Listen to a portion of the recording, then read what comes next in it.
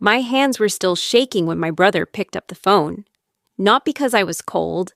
It was 98 degrees outside, and I had been standing in the parking lot of a Kroger for 20 minutes with my 18-month-old daughter on my hip, my reusable grocery bags cutting into my forearm, and absolutely no way to get home.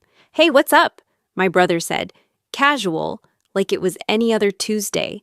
I didn't even know where to start. Let me back up. My name is not important. What is important is that 8 months ago, my husband Daniel and I bought our first house together in a suburb outside of Columbus, Ohio. A 3-bedroom with a finished basement and a backyard big enough for our daughter Lily to run around in someday. I had saved for 4 years for that down payment. I worked 2 jobs the year before we closed. I remember sitting at the kitchen table the night we got the keys, just holding them in my hand, thinking, this is mine. We built this. Then Daniel's sister moved in. It didn't start that way. It never starts that way. In the beginning, it was just supposed to be a few weeks, while she figured out her next step after breaking up with her boyfriend. My sister-in-law, Renee, was 26 and had been living with her ex for 2 years. And when that ended, Daniel offered our basement without asking me first. I found out at dinner. He said it like it was already decided. Oh, by the way, Renee's going to stay with us for a little while. Fork down, smile frozen on my face. Lily banging her spoon on her high chair tray. I told him later, after Lily was asleep, that I wished he had talked to me first. He said I was being unwelcoming. That family helps family. That it was just temporary. Renee moved in on a Saturday with 4 carloads of stuff and immediately took over the guest bathroom I had been using as storage for Lily's extra diapers and my craft supplies. She rearranged the basement without asking. She put her furniture in our living room because the basement is too small. 2 weeks became a month. A month became 3 months. And somewhere along the way, Renee stopped being a guest and started acting like a co-owner. She left dishes in the sink for days. She had people over on weeknights without telling us. She used the last of the formula I kept in the pantry for emergencies and didn't replace it. When I brought any of it up to Daniel, he always had a reason. Renee is going through a hard time. Renee is trying her best. Renee doesn't mean anything by it. Renee, Renee, Renee. I started feeling like a guest in my own house. But the car thing, that was something else entirely. We have 2 cars. Daniel drives a pickup truck for work. He does project management for a construction company and needs it for site visits. I have a 4-door sedan, nothing fancy, but reliable. It has Lily's car seat in the back. It has my gym bag in the trunk. It has the spare key to my mom's house on the key ring. It is my car, my name is on the title. I make the monthly payment from my own account. Renee does not have a car. She totaled hers 8 months ago and never replaced it. She takes ride shares to her waitressing job most of the time, which is fine. That's her choice. But occasionally, when Daniel was driving her somewhere and I didn't need the car, I had let her borrow it. Twice. Both times I offered. Both times I was present. Both times I handed her the keys myself. That apparently created a precedent I was not aware of. 3 Tuesdays ago, I needed to make a grocery run. Nothing big, milk, fruit, some things for Lily, a prescription I needed to pick up. I had my keys, I had my list, I had Lily in her car seat. I went out to the garage and my car was gone. I stood there for a second, just staring at the empty spot like it would fill itself back in. I went back inside and found Daniel in the kitchen making coffee. "Where's my car?" I asked. He didn't look up. Renee needed to get to work. Her rideshare canceled last minute. I waited for the rest of the sentence. The part where he said he was sorry. The part where he explained how he had tried to wake me up to ask. The part where any acknowledgement lived that what he had just described was not a normal thing to do. That part didn't come. "You gave her my car," I said, without asking me. "You were asleep. It was 6 in the morning. You could have woken me up, Daniel." It would have taken 10 minutes. I didn't want to wake Lily. I looked at him. He was still focused on the coffee maker, like this was a completely reasonable conversation about nothing important, like I was the one making it weird, When is she bringing it back? I asked. She works a double. Probably around 9 tonight. 9 tonight. It was not yet 8 in the morning. I had a prescription to pick up, groceries we needed, and a toddler who would need to get out of the house at some point before she destroyed every piece of furniture we owned. And my car that I paid for, was gone until 9 at night because Daniel had decided that on my behalf without a single word to me. I called the pharmacy to ask if they could hold the prescription. They could, but only until close of business. I needed to figure out the groceries because we were genuinely out of several things Lily needed. The Kroger was about 1.5 miles away. It wasn't impossible to walk. It wasn't nothing either, with a toddler and groceries, and the fact that the forecast said it would hit 98 by noon. I put Lily in the stroller. I brought 2 reusable bags and kept the list to the basics. I left the house at 9:45, thinking I'd be back before it got too hot. I was wrong about that. By the time I got to Kroger, it was already 93 degrees. Lily was sweaty and fussy, and I had to stop twice on the way for her to walk a little because she didn't want to be in the stroller. I got everything on my list, got the prescription, loaded everything into the bags and the basket under the stroller, and then stood at the exit of the Kroger and looked at the sky and understood that walking home in this heat with a stroller and full grocery bags and a cranky toddler was going to be genuinely miserable. I called Daniel. Voicemail. I texted him. Read receipt, no response. I called our home phone in case he had left his cell somewhere. No answer. I tried to think if there was anyone else I could call. My mom lives 40 minutes away. My friend Cassie was at work. I was standing there in the Kroger vestibule, running through options in my head, when Lily started crying. Not fussy crying, real upset crying. And I picked her up, and she was burning up from the heat, and my chest just dropped. I got her some water from inside. I stood in the air conditioning for a while, and then I called my brother. Marcus is 31.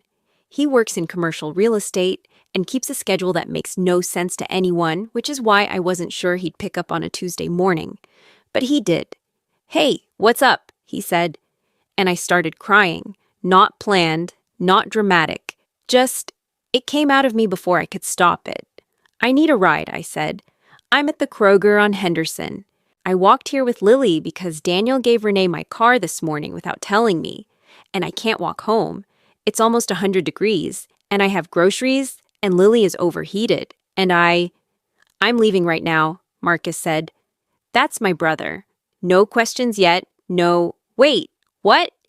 Just, I'm leaving right now. He was there in 12 minutes. He pulled up and got out of his car, and the first thing he did was take Lily from me and to put her in the air conditioning. Then he came back out and loaded the groceries without a word. Then he looked at me and said, 'Tell me everything.' So I did. I told him about Renee moving in, about the dishes and the furniture and the formula, about the way Daniel always had an excuse, about the 2 times I had willingly lent the car and how that had apparently become an open-ended borrowing arrangement that I had no say in. I told him about standing in the garage that morning, looking at an empty spot where my property used to be. Marcus drove and listened and didn't say anything until I was done. Then he said, "Does Daniel understand that his name is not on that car's title?" I said, "I don't know what Daniel understands at this point." Marcus nodded slowly. That nod he does when he's thinking something he hasn't said yet. He dropped me and Lily at home. Daniel's truck was in the driveway. He had been home. He had just not answered his phone. I found him in the basement watching TV. He looked up when I came in and said, "Oh, hey, did you get the groceries?" I stood there for a moment. "Yeah," I said. "Marcus drove me. Because you gave away my car. I told you I was sorry this morning." He had not, in fact, told me he was sorry that morning. "You didn't," I said. "I meant to." I went upstairs and put Lily down for her nap and sat on the edge of the bed and stared at the wall for a long time. That night, when Renee came home, she handed Daniel the keys, not me.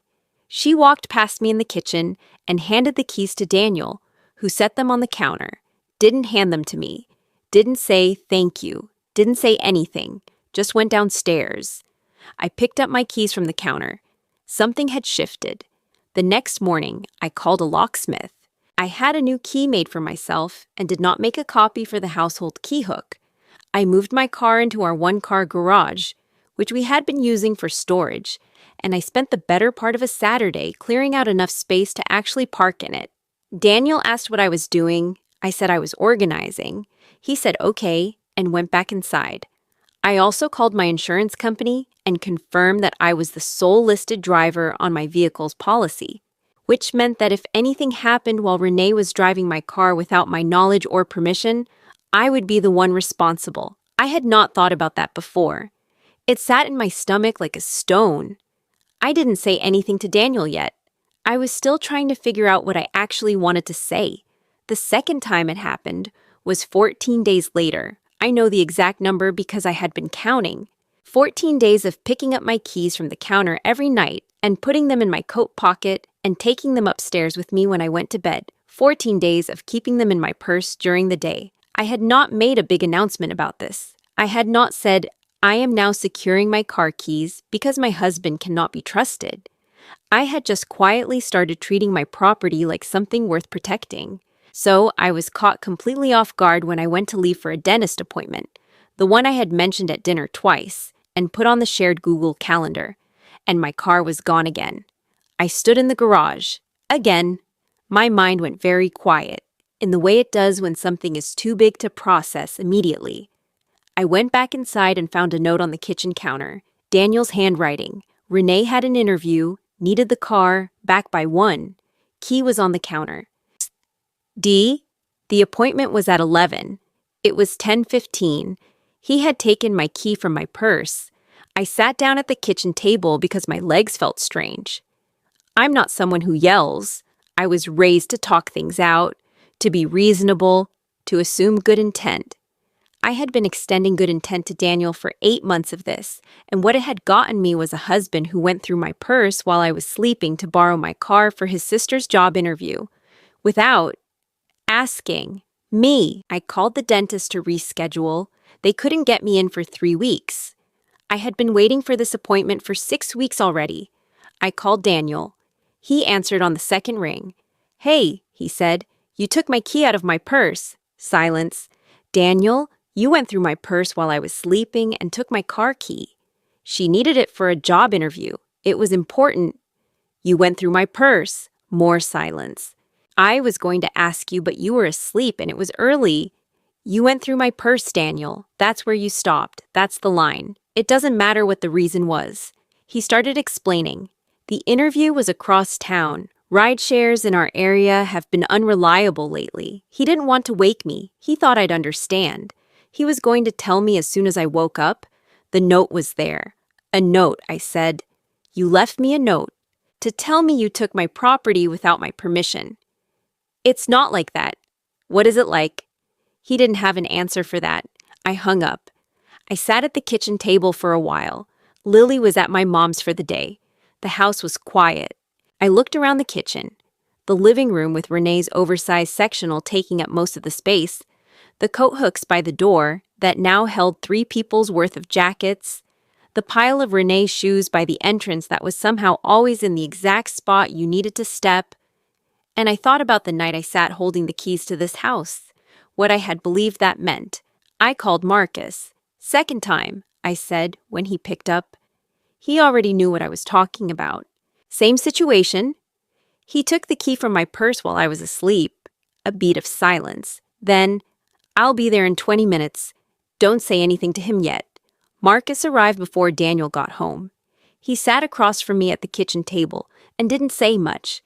Just asked me to walk him through everything from the beginning. I did. All of it. The whole 8 months. The way it had escalated so slowly that each individual step seemed almost reasonable in isolation, but laid out all together, sounded like what it actually was. When I finished, Marcus said, You know this isn't about the car. I know. The car is the part that's visible, but what's actually happening is that Daniel has decided Renee's needs come before yours in your own house, consistently, over and over.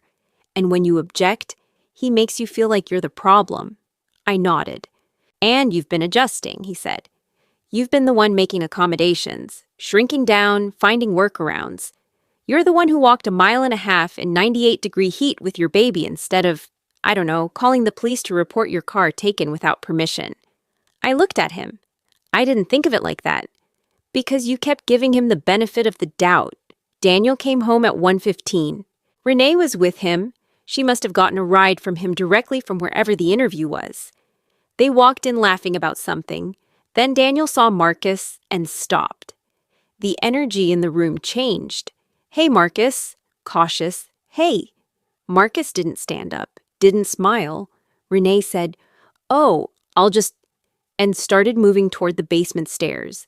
Actually, Marcus said, "I think you should stay." She stopped. Daniel set the car keys on the counter. My keys. He pushed them toward me slightly, like an offering.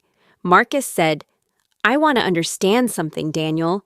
When you took the key out of your wife's purse this morning, what did you think was going to happen?" Daniel shifted. "I knew she'd be annoyed." "Annoyed," Marcus repeated. "She rescheduled a dentist appointment she'd been waiting 6 weeks for. She had no way to get there. You went through her personal belongings while she was sleeping, and your expectation was that she'd be annoyed." "It's not a big deal. It's the second time," I said. Daniel looked at me. "Second time you've given away my car without asking me. Except this time you couldn't even ask because I had secured my keys after the first time. So you went through my purse." I kept my voice level. I had practiced this in my head for an hour. "I need you to understand something. My name is on that title. Mine. I made the down payment. I make the monthly payment. You have no legal right to lend my vehicle to anyone without my permission." Renee said, "I didn't know he hadn't asked you." "You knew the first time," I said. "You drove past me on the street when I was walking to the grocery store in the heat with Lily. You waved." The room went very still. Her face changed. "I called out to you," I said. "I don't know if you heard me, but you looked at me and you kept driving." Daniel said, I'm not asking for a debate," I said. "I'm telling you what happened." Marcus looked at Daniel. "Here's where we are. Your wife has been clear twice now that her car is not available for community use. You've ignored that both times. And I want to know, and I want you to think carefully before you answer, what your plan is to make sure this doesn't happen a third time." Daniel started talking about how things would change, how he'd be better about communicating, how he'd get Renee a car situation sorted. "When?" Marcus said. "I'll look into—" "When, Daniel?" The conversation that followed lasted 2 hours. It was not comfortable. Marcus is not aggressive or loud. He's something more effective than that. He's precise. He asks questions and then waits, actually waits for the answer, and doesn't accept deflection.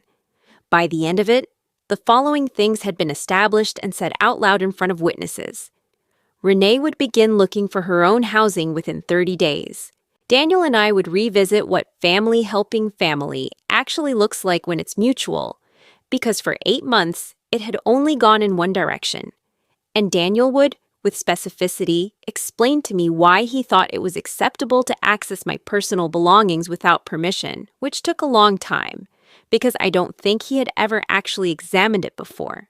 What he came to eventually was that he had stopped thinking of my things as mine separately from ours. That somewhere in the process of combining households and having Lily and building a life together, he had mentally merged ownership in a way that didn't match reality and that benefited him and Renee at my expense. He said he was sorry. I told him I needed more than sorry. What I needed, I said, was to feel like a full person in my own house again.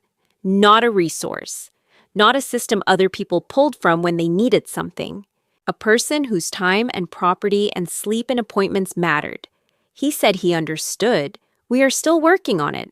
I won't tell you everything is fixed because it's not. Not yet.